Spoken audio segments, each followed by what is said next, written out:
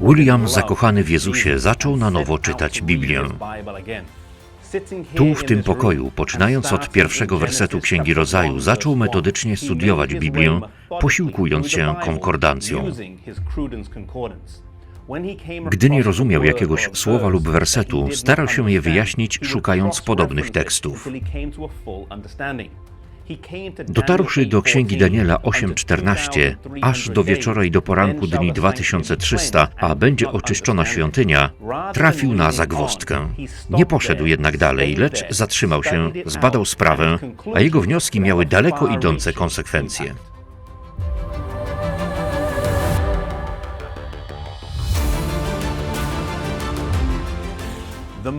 Motywacją dla Williama nie był już głód wiedzy intelektualnej, lecz miłość do Jezusa.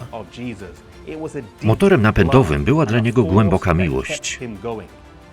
Studiując 8 rozdział Księgi Daniela, stwierdził, że Jezus powróci za jakieś 25 lat. Raz za razem, weryfikując temat, w 1818 roku doszedł do wniosku, że Jezus przyjdzie około roku 1843.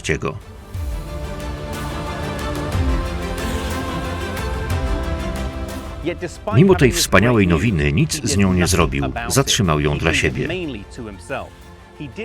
Podzielił się nią z garstką znajomych, ale publicznie nie zabierał głosu. Obawiał się drwin i nie chciał nigdzie jeździć. Opublikował kilka artykułów, ale nie wygłosił żadnego kazania.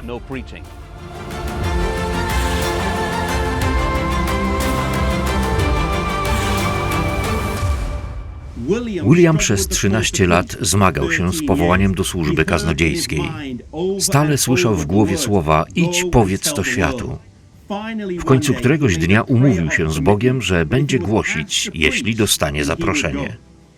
Uznał, że to wygodny układ, bo któż by miał 50-letniego farmera prosić o kazanie na temat powrotu Chrystusa? Niedługo potem zadzwonił dzwonek u drzwi. Był to siostrzeniec Irving Guilford, który poprosił go o przyjazd do Dresden, gdzie by podzielił się tym, czego się doczytał. Zamiast podziękować za wysłuchaną modlitwę, William wściekły wypadł z domu jak burza.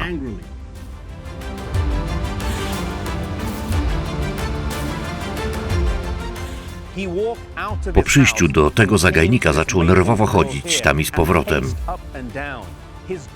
Córka Lucy, która wyszła za nim, obserwowała go przez chwilę, po czym wróciła do matki, mówiąc: mamusiu, z tatusiem coś nie tak. Faktycznie coś było nie tak. Zobowiązawszy się przed Bogiem, nie mógł teraz znaleźć wymówki. Siostrzeniec mieszkał o pół godziny stąd, czyli wyruszył jeszcze zanim William zawarł układ z Bogiem. William widział w tym Boży palec. Jak mówi ten napis, wszedł do domu farmerem, wyszedł kaznodzieją.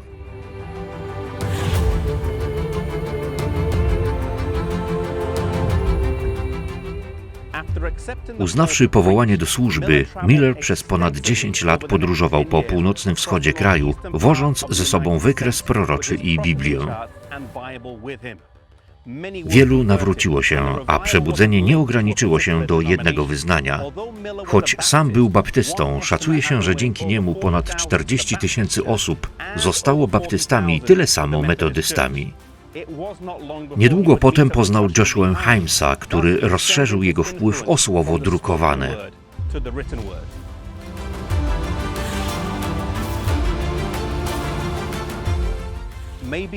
Może i Ciebie Bóg powołuje do służby kaznodziejskiej.